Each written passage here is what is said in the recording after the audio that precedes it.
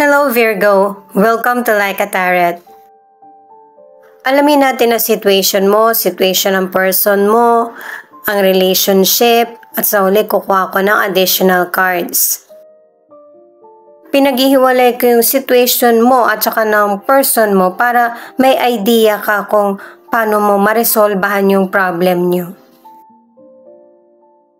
Angels and guides, please guide us. Ano ang reading para sa mga Virgo?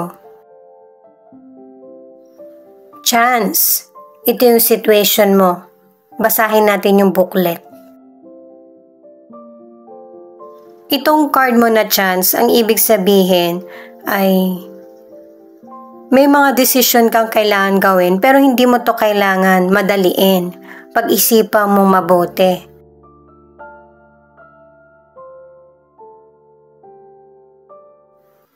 Siguro ang ilan sa inyo, nag-aalinlangan ka na baka hindi maging maganda yung resulta. Pero huwag kang masyado mag-isip ng negative. Kapag hindi ibinigay sa'yo, may posibilidad na may mas maganda pa. Na plano para sa iyo si God. Diba, nakalagay din naman yun sa Bible, magtiwala.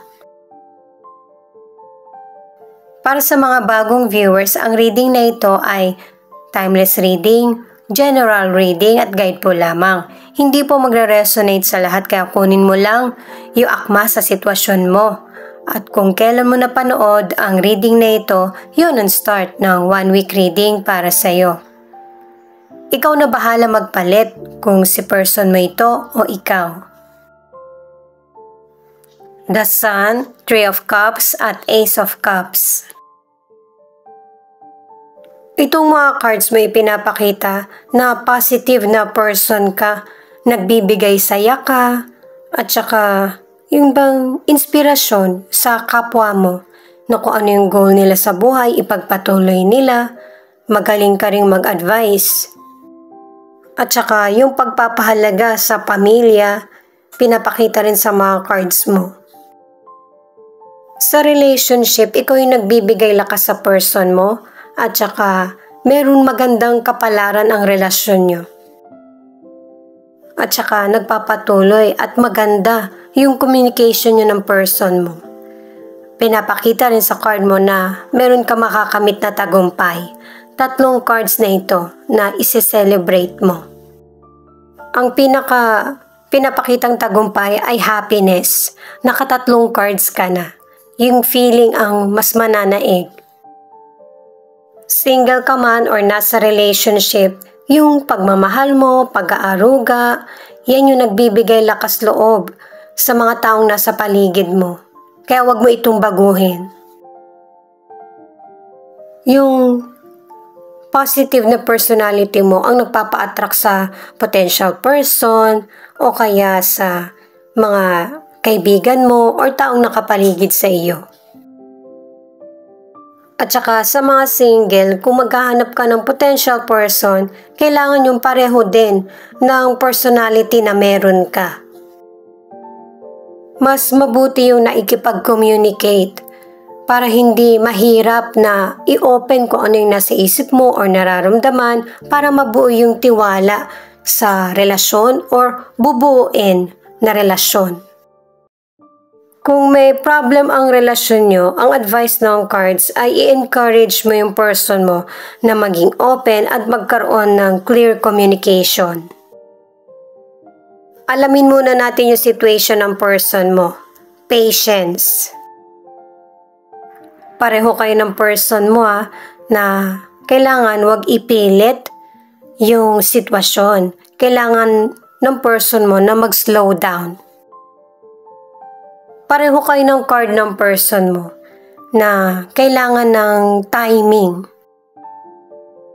Sa mga nasa relationship o kaya magkaibigan kayo, pinapakita ng mga cards na mas magiging malalim yung connection nyo ng person.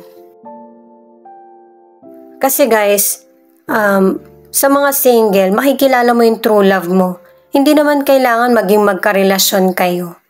Ang ilan sa inyo na nasa relationship, Yung soulmate mo mismo yung nakilala mo na. Kaya magkasundo kayo. 2 cards na yung nagsasabi niyan. Knight of Wands, 7 of Swords, at 5 of Swords. Sa mga cards ng person mo, pinapakita na meron siyang personal goal at makakamit niya yon, ma-achieve niya. Magaling siya sa trabaho, sa pakikisama, nasa bahay man siya o kaya nagtatrabaho sa labas, sa kumpanya. Or kung meron man siyang sariling negosyo. Pero swerte pa rin yung person mo kahit na pinapakita sa mga cards na maraming sagabal sa kanya. Yung mga nagpapadelay sa tagumpay niya. Kasi nandyan ka. Ang ganda ng mga cards mo, balanse. Ikaw yung magpapabalanse sa kanya. Ikaw yung sagot sa mga problemang kinakaharap niya.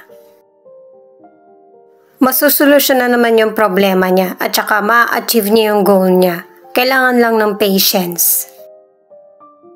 At saka sa card na pinapakita ng person mo, merong person na nanlilin lang sa kanya.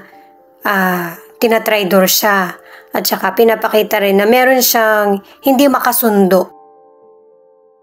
Pwedeng siya yung naninisi or siya yung nasisisi. Sa relationship, ang ilan sa inyo, maganda yung sinisimulan yung chapter ng person mo sa relasyon. Mas nagiging romantic. At saka ang advice ng mga cards sa person mo, relax lang. Hindi ka nag-iisa sa battle na kinakaharap mo sa buhay. Sabihin mo sa person mo yung mga naiisip mo o nangyayari sa iyo.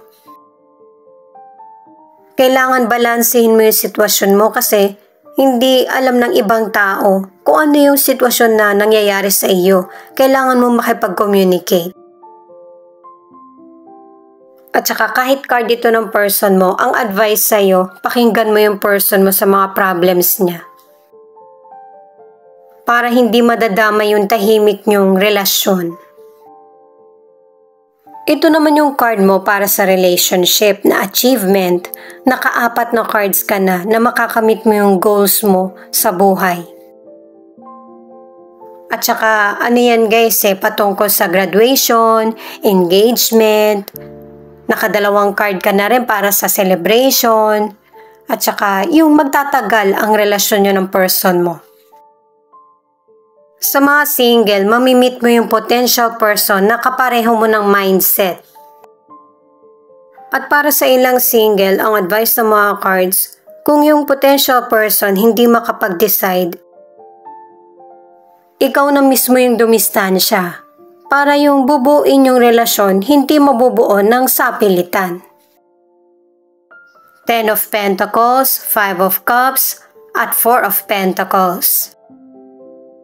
Sa career, 3 cards na ito ang nagsasabi na kung nagkakaroon ka ng problema, huwag kang mag-give up. Kasi yung mga nangyayaring problema sa'yo ay temporary lang. Ang ilan sa inyo hindi ka talaga happy sa career mo. Pero ito yung nagbibigay sa iyo ng sapat na financial na nakakatulong sa iyo. At saka sa financial, may up and down ang sitwasyon mo. Kaya hindi pwedeng biglaan ka na lang magdedesisyon. Maging wise sa paggamit mo ng financial kasi darating yung panahon na wala kang magiging choice kundi gumastos kasi importante. Sa health, good health ka naman. Huwag ka lang paapekto sa mga negative na nangyayari sa buhay mo. Kung trabaho or business, iwan mo na lang yun doon. Pag time sa pamilya or sarili, yun yung dapat mong i-focus. Sa mga single, may potential person kang makikilala na matagal mo siyang makakarelasyon. Pero naka-2 cards ka na ang advice ay bigyan mo ito ng prioridad. Huwag yung nakafocus ka lang sa karir mo o kaya kita. Diba nga ipinakita yung chance na card, kaya huwag mong sayangin yung pagkakataon. Ang ilan sa inyo na nasa relationship, matagal na kayo nagsasama ng person mo. hindi ka happy sa relasyon nyo. Pero, yung mga pangangailangan mo na material na ibibigay ng person mo. Ang ilan naman nagkahiwalay na pero sinusuportahan ka pa rin ng person mo. Maybe dahil sa meron kayong anak or nangako siya sa iyo. Ang ilan sa inyo na nasa relationship kaya nagkahiwalay kasi tingin mo hindi na kayo magkakasundo pa ng person mo. At ang ilang single naman, kontento ka sa pagiging single mo kasi mas prioridad mo ang kumita. Siyempre, hindi naman mawawala yung kalungkutan sa pagiging mag-isa. Pero, marami pa rin card na nagpapakita na happy ka at kontento sa nangyayari sa buhay mo. Itong 8 of Swords ay pinapaalala sa iyo na ipagpatuloy mo pa rin kung ano yung goal na gusto mo sa buhay kahit na may mga negative situation na nangyayari sa buhay mo. Itong 4 of Cups naman, pangatlong card mo na pinapaunawa sa iyo na yung sitwasyon mo nasa timing ang lahat. Kung kailangan mo mag-relax ay gawin mo para maintindihan mo kung saan ka dapat nag-grow at kung ano yung mga dapat mong bigyang pansin sa buhay. 7 of Pentacles, umiikot lang talaga yung reading natin guys. Na yung mga effort mo, wag mong isipin na walang katuturan. Kasi lahat ng effort mo, merong magandang resulta. Sa bawat chapter na sinisimulan mo at tinatapos. Magandang clue na ito sa iyo na lahat ng nangyayaring sitwasyon sa buhay mo, lalo na kung negative, merong mga bagong magandang simula na para sa iyo. Kaya, relax lang. Huwag masyadong damdamin yung mga problems. Siya nga pala guys, marami po salamat sa mga nag-like, share, comment, and subscribe. At pati na rin po sa mga nakikinig at nanonood. San man panig kayo ng mundo, ingat po kayo palagi. Ito naman ang angel number mo. 222. Good omen for relationship, seek balance, and peace. Affirm, the universe is sending you a partner who will spoil you with respect, loyalty, honesty, affection, and unconditional love. Say yes if you are ready. 8222. Your guardian angel telling you to be grateful for the blessings that you have received.